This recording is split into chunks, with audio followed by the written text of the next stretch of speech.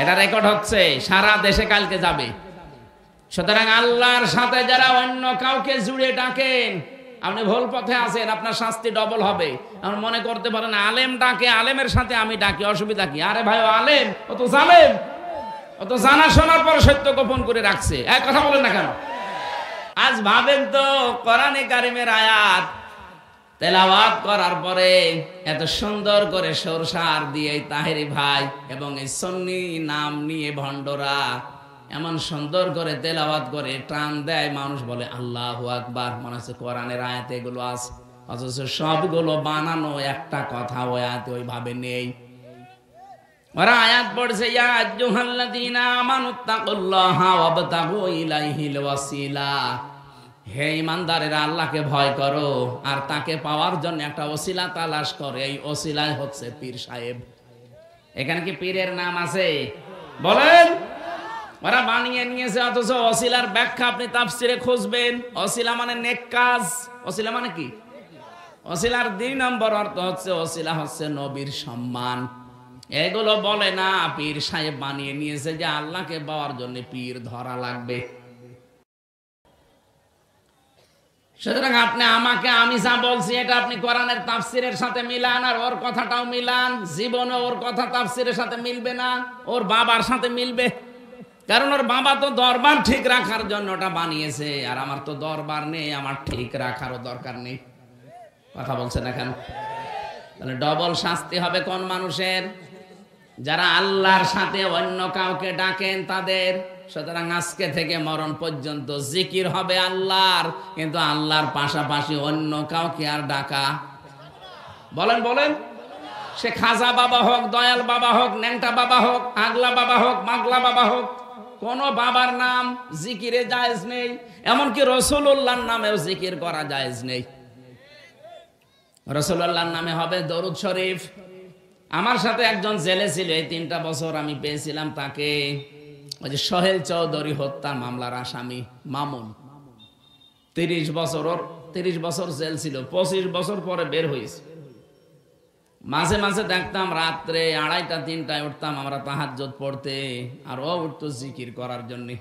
উঠে একেবারে জিকির আরম্ভ করেছে, তাও জাতের জিকির না, জিকির করছে ইয়া রাসূলুল্লাহ, ইয়া রাসূলুল্লাহ। কি গো? মাওলানা মামুনুল হক আর আমি ওনাকে ডাকলাম, ভাই কি করেন আপনি? হুজুর জিকির করি। জিকির মানে ইয়া রাসূলুল্লাহ, ইয়া রাসূলুল্লাহ কিসের জিকির? বলছে রাসূলের ইশকে। রাসূলের ইশকে কোনো জিকির আছে? আরে ভাই, জিকির হবে তো আল্লাহর নামে। কে শিখিয়েছে আপনাকে আন্দাজে জিকির?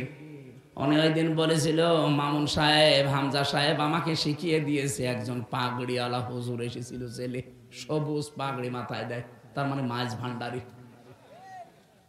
এই হুজুর এসেছিল জেলখানায় জমি জায়গার কেস নিয়ে, তার সাথে আমি ছিলাম, তার কাছে জিকির শিখেছি। ওই তখন থেকে আমি চালাচ্ছি ইয়া রাসূলুল্লাহ, ইয়া রাসূলুল্লাহ। আমি বললাম সে নাই, বুঝে শুনে ভুল করেছে, আপনি হয়তো না জেনে ভুল করছেন, আপনাকে আর ভুল করতে দেব না। বলেন, জিকির রাসূলুল্লাহর নামে হবে না, জিকির হবে শুধুমাত্র আল্লাহর নামে। দেখলাম তার পরের কয়েকদিন উনি পাল্টিয়ে গেছে, আর ওরকম করে না। এই ভাই, দাঁড়িয়ে আছেন কি? ওখানে বসা যায় না? বারবার এক কথা বলার আগে কি পরিবেশ নিজেরা সুন্দর করতে পারেন না? এত মূর্তি ভাঙার পরও দাঁড়িয়ে আছেন আপনারা। না, কম ভাঙা হলো না তো, সারা দেশে তো কম বেশি অনেক ভাঙা হয়েছে, এরপরও যদি দাঁড়িয়ে থাকে এদেরকে ভাঙার দরকার ছিল। বসেন, যারা দাঁড়িয়ে আছেন, জায়গা পেয়েছেন বসেন। কে মাইক নিয়েছেন? একটা মাইক হইল, আওয়াজ বাড়িয়ে দেন, বললাম রিভাব দেন। আলহামদুলিল্লাহ, ঝিনাইদহ জেলার শৈলকুপা থানার অন্তর্গত খন্দক বাড়িয়া ইকরা হিফজুল কোরআন মাদ্রাসা প্রাঙ্গণে তাফসীরুল কোরআন মাহফিলের স্বনামধন্য সভাপতি প্রফেসর আলফাজ উদ্দিন দামাত বারকাতুহুমুল আলিয়া, বলেন আমিন। এ মাহফিলে এতক্ষণ যারা আলোচনা রেখেছেন, আপনাদের ঝিনাইদার সন্তান ডক্টর মাওলানা হাবিবুর রহমান, ঢাকা। এই আওয়াজ এরকম বাড়ি খায় কেন? কি করেন কি এখানে বসে বসে?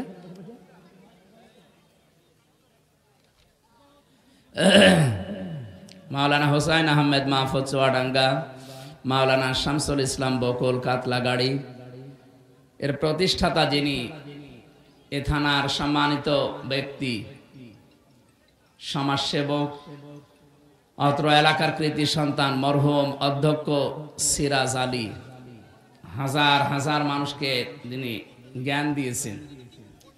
আরে কি আশ্চর্য, কথা বলেন কেন? আওয়াজ বাড়ি খায়।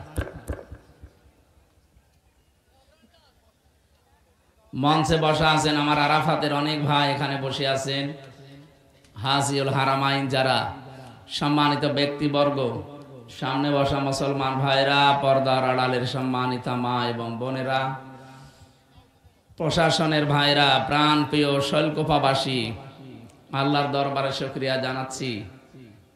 কোরআনে কারীম শোনার জন্য আমাদেরকে আল্লাহ একটা মন দিয়েছেন। কত মানুষ এলাকায় আছে, সবাই কিন্তু কাজকর্মের কারণে হয়তো আসতে পারেন না, অনেকে ইচ্ছা থাকার পরও আসতে পারেন না। কত মানুষ এখনো দেখবেন বিভিন্ন জায়গায় বসে গল্প করছে, কোরআনে কারীম শোনার মতো ভাগ্য আল্লাহ তাদেরকে দেয়নি। এটা হচ্ছে সৌভাগ্যের সোপান। মা আনজালনা আলাইকাল কোরআন লিতাশকা, হে নবী কোরআনে কারীম আমি আপনাকে এই জন্য দেইনি যে আপনি মার খাবেন, আপনি অপদস্থ হবেন, অপমান হবেন, দুনিয়াতে আপনি না খেয়ে থাকবেন না। কোরআন দিয়েছি এই জন্য যে আপনি উপরে থাকবেন।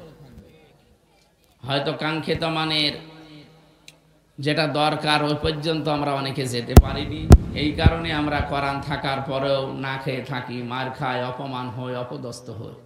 তাছাড়া আল্লাহর কথা তো মিথ্যা হওয়া অন্তত সম্ভব না। ওনার কথা মিথ্যা হওয়া সম্ভব?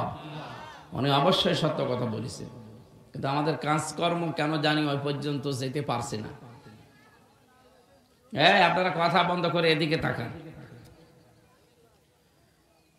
তারাক্তু ফীকুম আমরাইনি লান তাদিল্লু মা তামাসসাকতুম বিহিমা কিতাবাল্লাহ ওয়া সুন্নাতু রাসূলিহি। শেষ কথা ছিল এইটা। নবীজি বলেন আমি চলে গেলাম, দুইটা জিনিস রেখে গেলাম তোমাদের কাছে, একটা আল্লাহর কোরআন আর একটা আমার সুন্নাহ। যদি এই দুইটা আঁকড়িয়ে ধরতে পারো, লান তাদিল্লু, কখনো তোমরা পথভ্রষ্ট হবে না, পথ হারাবে না। এখানে আরবি গ্রামার অনুযায়ী তাদিল্লু এই শব্দের আগে লান এসেছে। এই ভাই আওয়াজ বাড়ি খায় কেন? ইকো দেওয়া লাগবে না, রিভাব দিলে সমস্যা, রিভাব দেন। আর আওয়াজ যা আছে আপনার রওশনের সাথে মতো না করে সব বাড়িয়ে দেন।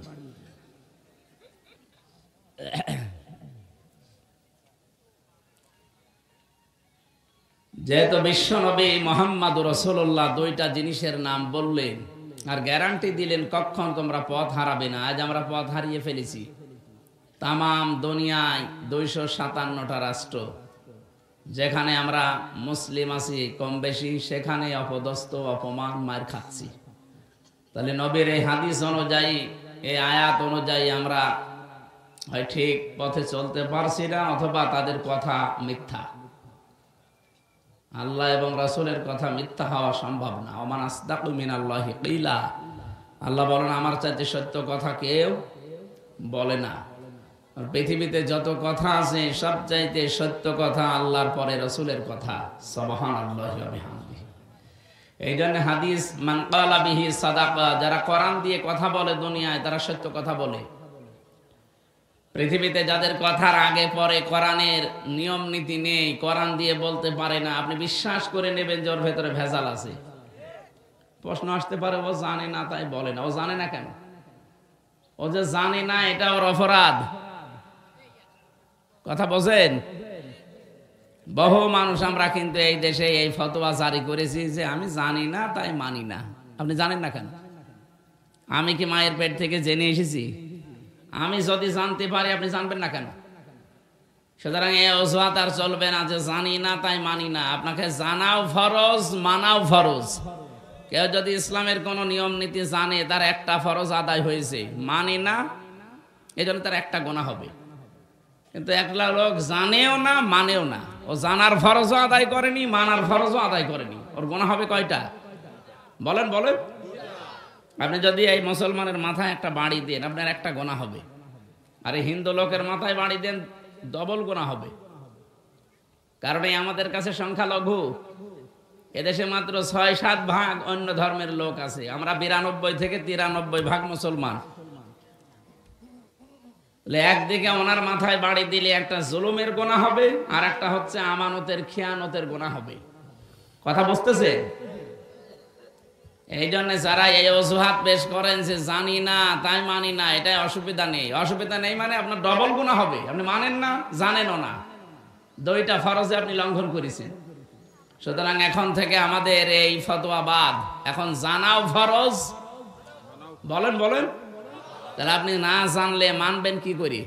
আর জানার জন্যই তো বিভিন্ন পরিবেশ দরকার। আজকে তার ভেতর একটা বহু নিয়ম নীতি আমরা না জানার কারণে মানুষ আমাদের ভেতরে চালিয়ে দেয়, ধর্ম বলে, ইসলাম বলে। আমরা জানি না, তাই আমরা যদি জানতাম ওগুলো যে ইসলাম না, আমরা তাহলে জানার পরে ছেড়ে দিতে পারতাম।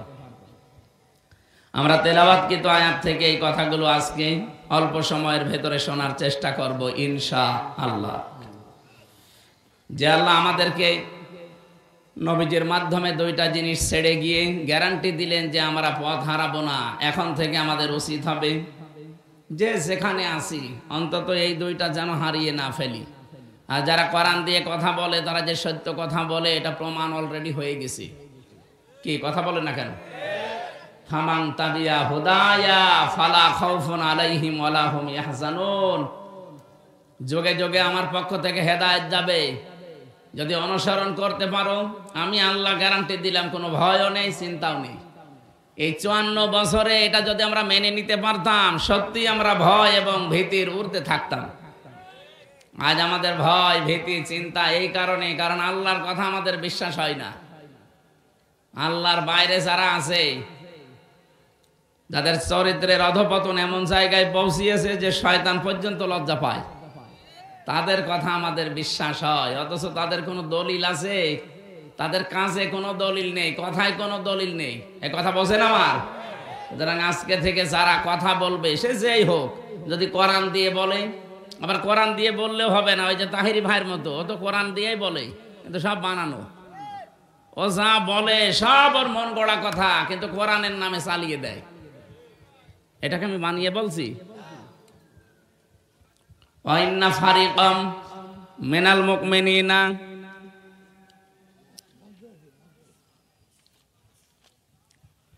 আল্লাহ রাব্বুল আলামিন জানিয়েছেন, ওয়াইন্না মিনহুম লাফারিকান ইয়ালবুনা আলসিনাতাহুম বিল কিতাবি লিতাহসাবুহু মিনাল কিতাবি ওয়া মা হুয়া মিনাল কিতাব وَيَقُولُونَ هُوَ مِنْ عِنْدِ اللَّهِ وَمَا هُوَ مِنْ عِنْدِ اللَّهِ وَيَقُولُونَ عَلَى اللَّهِ الْكَذِبَ وَهُمْ يَعْلَمُونَ। সূরা আলে ইমরানের ৭৮ নম্বর আয়াতে আছে, খুব ভালো করে মিলাবেন। এই সিনাইদা বিশেষ করে শৈলকুপার জন্য আয়াতটা খুব দরকার। ওয়াইন্না মিনহুম লাফারিকান ইয়ালবুনা আলসিনাতাহুম বিল কিতাব। হে নবী, তাদের ভেতরে অনেক মানুষ এমন আছে যারা বক্তা, আলোচক, যারা কথা বলতে পারে। এই দল এমন একটা দল, তারা বের হয় কি করে আপনি জানেন? ইয়ালবুনা আলসিনাতাহুম, তারা তাদের জিহ্বায় রং লাগায়। তার মানে রং ঢং দিয়ে, সাজগোজ করে, সুর সার দিয়ে এমন ভাবে কথা বলে, মনে হচ্ছে যে কিতাবের কথাই বলছে। লিতাহসাবুহু মিনাল কিতাব, মানুষেরা ধারণাও করে যে মনে হয় কোরআনের কথাই হবে। ওয়া মা হুয়া মিনাল কিতাব, অথচ এগুলো একটাও কোরআনের কথা নয়। ওয়ায়াকুলুনা, তারা এই কথাও বলে, হুয়া মিন ইনদিল্লাহ, এগুলো আল্লাহর পক্ষ থেকে সব নাজিল হয়েছে। ওয়া মা হুয়া মিন ইনদিল্লাহ, এগুলো একটাও আল্লাহর পক্ষ থেকে আসে নাই। ওয়ায়াকুলুনা, তারা যা বলে, আলাল্লাহিল কাযিবা, আল্লাহ সম্পর্কে যা বলে এগুলো সব মিথ্যা কথা বলে। ওয়া হুম ইয়ালামুন, অথচ তারা কিন্তু এটা জানে যে আমরা মিথ্যা বলছি। আপনি এখানে না বুঝলেও স্যার বুঝবে। আল্লাহর নামের সাথে অন্য কোন নাম কেউ যদি জুড়ে দেয় তার ডবল শাস্তি হবে কিয়ামতে। এটা সূরা ফুরকান 19 নাম্বার পারার 4 নাম্বার পৃষ্ঠার 13 নাম্বার লাইনের 78 নাম্বার আয়াত, এটা না 68 নাম্বার আয়াত প্রথম অংশে আছে আল্লাযীনা লা ইয়াদউনা মা'আল্লাহি ইলাহান আখার। খুব ভালো করে মিলাবেন। আল্লাহ পাক বলেন রহমানের যে বান্দা তাদের 12টা গুণ দুনিয়ায় পাওয়া যাবে, তার ভেতরে একটা গুণ এই, তারা কখনো আল্লাহর সাথে অন্য কাউকে ডাকবে না। এই যে মা'আল্লাহি ইলাহান আখারা, আল্লাহকে ডাকে কিন্তু পাশাপাশি অন্য কাউকে তার সাথে জুড়িয়ে দেয়। আমি নাম ধরে বললাম আপনাকে শিক্ষা দেওয়ার জন্য, বোঝার জন্য। বলেন তো এই যে মাওলানা তাহিরি সাহেব, উনিও তো জিকির করে আল্লাহর, আটরশির ময়দানে ওরাও জিকির করে আল্লাহর, কিন্তু পাশাপাশি এমন এমন নাম জুড়িয়ে দেয়, ইয়া আলী বাবা, কেল্লা বাবা, ফতে বাবা, খাজা বাবা, এগুলো বলে না বলেন? তাহলে আয়াত অনুযায়ী কি ওই মানুষগুলো আল্লাহকেও ডাকে, পাশাপাশি অন্য কাউকে যারা জুড়ে দেয় জিকির হিসাবে, ইউদাআফ লাহুল আযাব, আল্লাহ বলেন এদের শাস্তি হবে ডবল। তাহলে এদেরকে যদি আল্লাহ শাস্তি, ওরা কি জানে না এই আয়াত? ওরা নিজেদের দরবার, নিজেদের পেটের কারণে এই কাজগুলো ওরা ধর্ম বানিয়ে নিয়েছে। রং ঢং দিয়ে জহব্বা উলট পালট করে সুর সার দিয়ে মনে হচ্ছে হ্যাঁ এ কোরআনের কথাই হবে। আপনি দেখেন সূরা আলে ইমরানের 78 নাম্বার আয়াতটা পুরাপুরি মিলে যাচ্ছে না এরকম বক্তাদের সাথে, এরকম পীরদের সাথে? এক কথা বলেন না কেন? মনে হয় যে না, এ যত সুন্দর করে সুর সার দিচ্ছে এমন হয় কোরআনের আয়াতই হবে। আর সাধারণ মানুষও তো এরকম, আরবিতে গালি দিলেও মনে করে হয় দোয়া করছে। আমি মাওলানা রুহুল আমিন ভাই একটা গল্প বলছিল আমার, দেখ ইমাম সাহেব সুদের বিরুদ্ধে ওয়াজ করেছে, মসজিদের সভাপতি সুদ খায়। সুদ মানে উনি ওই টাকা ছেড়ে রাখে, টাকা আসে, এই সুদ তো আর শৈল্ক পায়নি। এটা কিন্তু মায়ের সাথে জেনা করার গোনা হচ্ছে। আপনার হাসতেছেন মানে আপনি টের পান কি করেন? আপনি 1000 টাকা ছেড়ে রাখে, মাসে মাসে 200 টাকা করে বেশি দেয়। এটা যদি এলাকায় থাকে এটা বাদ দেওয়া লাগবে ভাই। কারা কারা এই কাজে আছেন ছেড়ে দেবেন, হাত তোলেন তো। আলহামদুলিল্লাহ, যাক এই এলাকায় তো আমার মনে হয় বলা ভুল হয়ে গেল। সত্যি কি এলাকায় সব নেই না? হ্যাঁ, আপনি লজ্জা পান কোন কারণে? কিসের লজ্জা আপনার? কোন ও নেই, ঠিক আছে। যাক এই এলাকাটা এখনো যে ভালো আছে আলহামদুলিল্লাহ। কিন্তু সেই দিন আমি ওই যে ইসে পেয়েছিলাম হরিণাকুণ্ড, ওনারা দেখলাম কয়েকজন হাত তুলেছে, টাকা ছেড়ে রেখেছে আর টাকা আসে। তাহলে জেনায় তা একই জেলায় 2 রকম নিয়ম চলছে, এরকম হইল না। তারপরেও যদি কেউ ভুল ভালো এগুলো করে থাকেন, আশা করছে আপনি ছেড়ে দেবেন। ছেড়ে দেবেন তো ইনশাল্লাহ? এই যে ইনশাল্লাহ বলছে, তার মানে আছে। আমার ভাইরা, সুদ খাওয়া, ঘুষ খাওয়া, জেনা ব্যভিচার করা, উলট পালট করে আপনি কামাই করছেন। বলেন তো যে মানুষগুলো এরকম উল্টো পাল্টা করে কামাই করে আর বলে বাবা শাহজালাল, মদের কাছে সব হালাল, হালাল করে নিলেন সব। যেটা বলতে চাচ্ছিলাম এই হাদিস দিয়ে, বিশ্ব নবী মুহাম্মদ রাসূলুল্লাহ সাল্লাল্লাহু আলাইহি ওয়াসাল্লামের উম্মত আমরা যারা দাবি করছি, নবীজি এই পৃথিবীতে আসার পরে যতগুলো কাজ নিষেধ করেছিলেন তার ভেতরে কিন্তু এই সুদ একটা। কি সুদ একটা না? 500টা নিষিদ্ধ কাজ আছে এই কোরআনে, তার ভেতরে সুদ একটা। মানে আলোচনা করতে করতে সুদের আয়াত যে এসেছে যে সুদ খাওয়া আর মায়ের সাথে জেনা করা সমান, সুদ খাওয়া আল্লাহ রাসূলের সাথে জেনা কি যুদ্ধ করার শামিল। এই কথাগুলো বলার পরে বেশ সুন্দর করে নামাজ হয়ে গেল। নামাজ পড়ার পরে যিনি সভাপতি আছে উনি বলছে, হুজুর আপনি আর ওয়াজের আয়াত পেলেন না, আপনি আমার দিকে তাকিয়ে তাকিয়ে আয়াতটা পড়লেন। আমি যে এলাকায় টাকা ছেড়ে রাখি এ তো সবাই জানে, আপনার বলার দরকার কি? ইমাম সাহেব কি ওইটা জেনে বলেছে?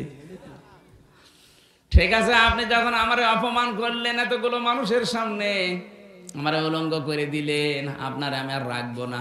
বাদ দিয়ে দিলাম। ঠিক আছে। ওখান থেকে গিয়েছে উপশহরে, ওই যে নাটোরের খেজুর তলা বলে আছে চলন বিলের ভেতরে, ওই এলাকায়। ওখানে ইমামতে নিয়ে আমি বেশ ভালোই করছিলাম, কয়েক সপ্তাহ গেল। কিন্তু প্রথম যে আয়াত তেলাওয়াত করেছি পর্দার আয়াত, পর্দার আয়াত আসার পরে সেক্রেটারি যিনি, উনি ডাক দিয়ে বলছে, হুজুর আপনি একটা কাজ করলেন, আমার বউ না একটু ব্যারাকে চাকরি করে, একটু এলট পালট হয়ে যায়, আপনি তাই বলে এইভাবে বলবেন? মানুষ তো জানে যে আমার বউ চাকরি করে, আপনি বলতে গেলেন কেন? আপনি যখন আমার মান সম্মান রাখলেন না, আপনাকেও রাখবো না, বাদ দিয়ে দিয়েছি। বলছে এখন আমি আর শহরে উপশহরে কোনো জায়গায় থাকবো না, এমন এক গ্রামে যাবো যারা আরবি বোঝে না। ওই চলন বিলের ভেতরে এক গ্রামে নামাজ পড়িয়েছে, ভালোই বয়ান করেছে, একেবারে সরসার দিয়ে কথা বলার পরে উনি জমান নামাজে তেলাওয়াত করেছে সূরা ইয়াসিন, কয়েকটা আয়াত, ইয়াসিন আল কোরআনিল হাকিম। তেলাওয়াত করার পরে নামাজ শেষ হয়ে সবাই বলছে, না ইমাম সাহেব ভালোই আছে, এর গলা খুব সুন্দর, কণ্ঠ ভালো, এইটাই লাগবে। কিন্তু ক্যাশিয়ারের মন খারাপ, ডাক দেয়া বলো, হুজুর আপনি কি সূরা পড়লেন? কেন? ইয়াসিন পড়েছি। আপনি একটা কাজ করলেন, এই মসজিদের সভাপতির নাম ইয়াসিন, আর ওর বাপ মরে গেছে, তার নাম হাকিম। আপনি তো বললেন ইয়াসিন আল কোরআনিল হাকিম, আমি তো ক্যাশিয়ার, আপনাকে টাকা দেব, আমার নামে কোনো সূরা নেই, আমি আপনার নামে সূরা পাবো কোথায়? আপনার নাম তো বাবর মিয়া, বাবর মিয়া নামে কোনো সূরা আছে? আগামী সপ্তাহে আমি জানি না, আমার নামে যেভাবে হোক একটা আয়াত পড়া লাগবে, যদি আগামী সপ্তাহে না পড়েন আপনার আমি বাদ দিয়ে দেব। একটা সপ্তাহ ধরে চিন্তা করছে আমি বাবর মিয়ায় কনে পাবো, ওরা কোরআন খুলে দেখে না বাবর মিয়া নামে কোনো সূরা নেই। তো বাবর মিয়া নামে তো সূরা পড়া লাগবে, একটা বানিয়েছে। জমান নামাজে প্রথম রাকাতে সূরা ফাতিহার পরে পড়িছে, ইয়া বাবর আনতা কালবন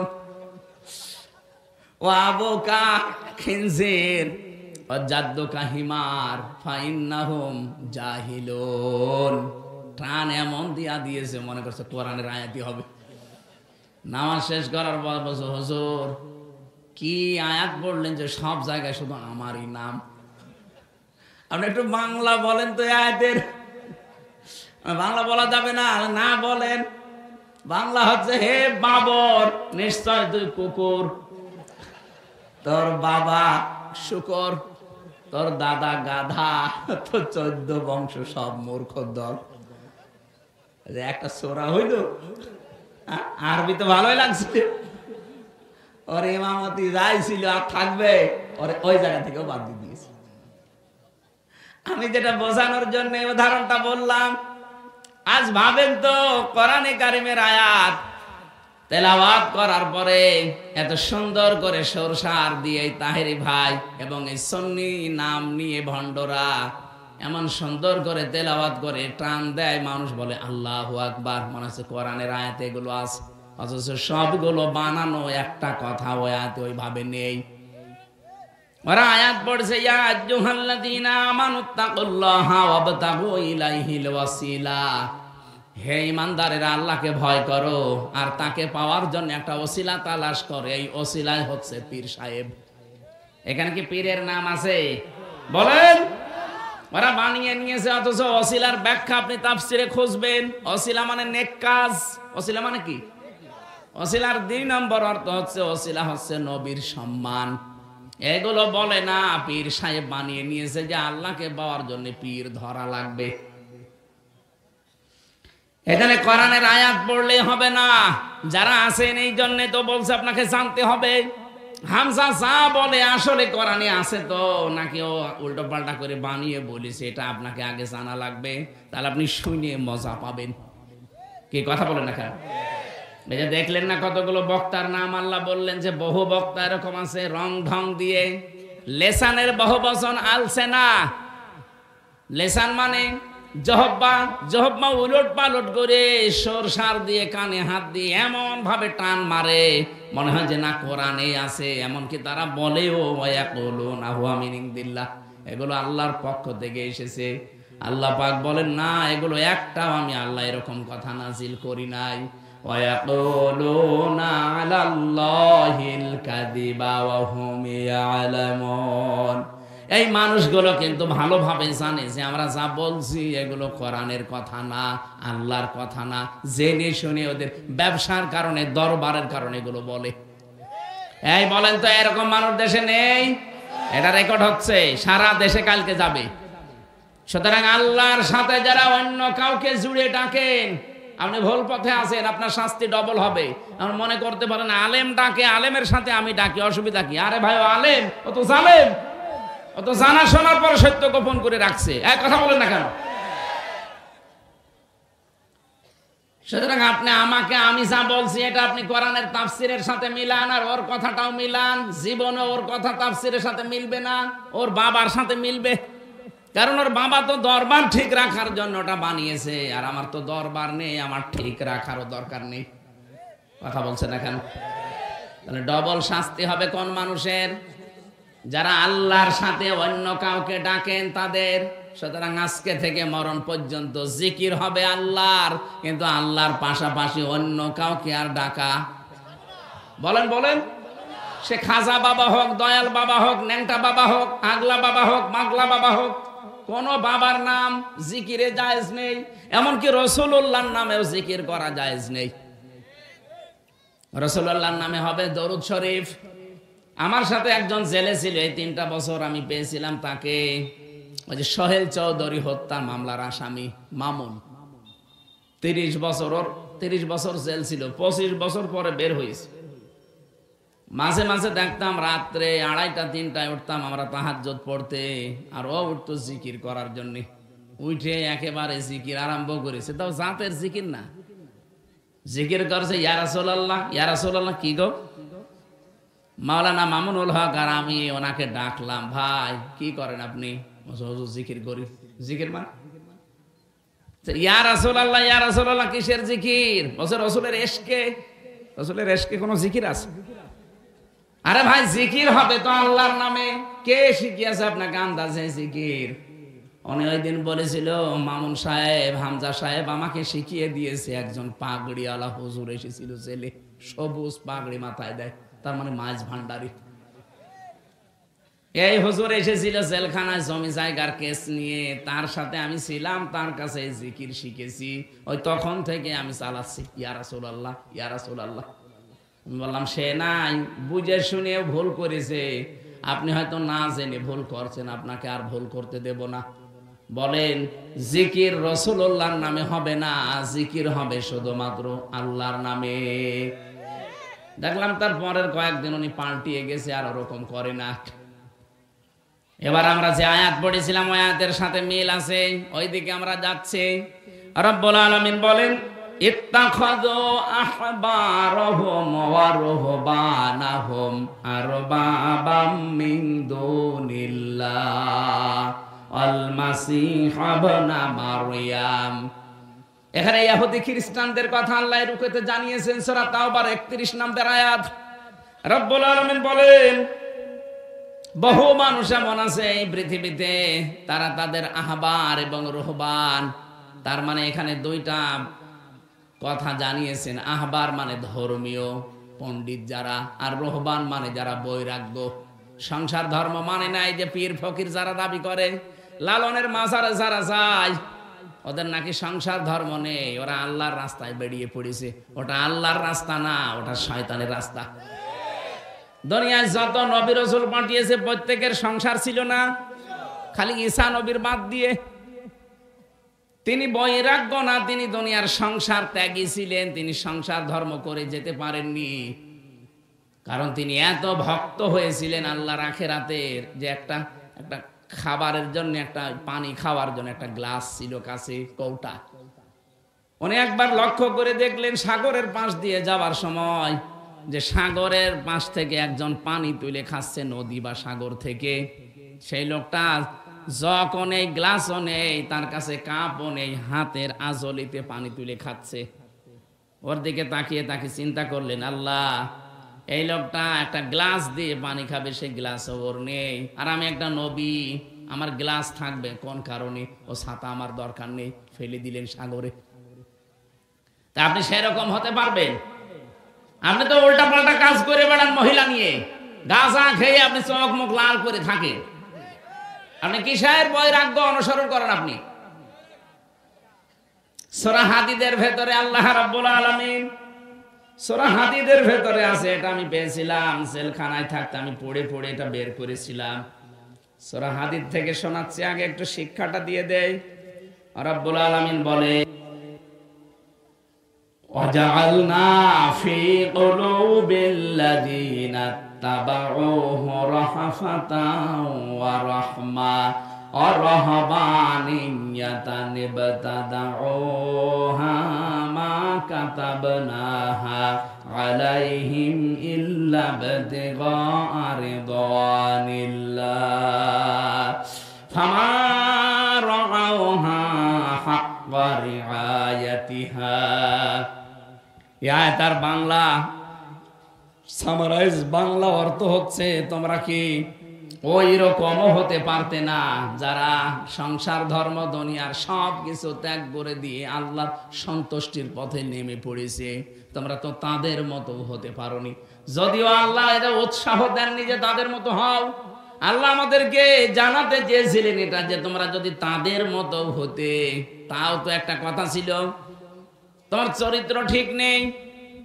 রাত হলে তোমার চরিত্র একরকম, দিনের বেলা আর একরকম মনে হয়। মানুষ অনেকে দেখে যে মনে হয় দুনিয়ার কোনো ধান্দাই নেই, অথচ তোমার যে গোনার পাল্লা কেউ না জানলে আমি আল্লাহ কিন্তু জানি। এই পীর ফকির যাদের নাম বলেন, অনেকে ভয় পান, এদের দেখলে মনে না এর ভেতরে মাল আছে, কিচ্ছু নেই, মাল যা আছে সব দেখা যায়। এই কথা বলছে না কেন?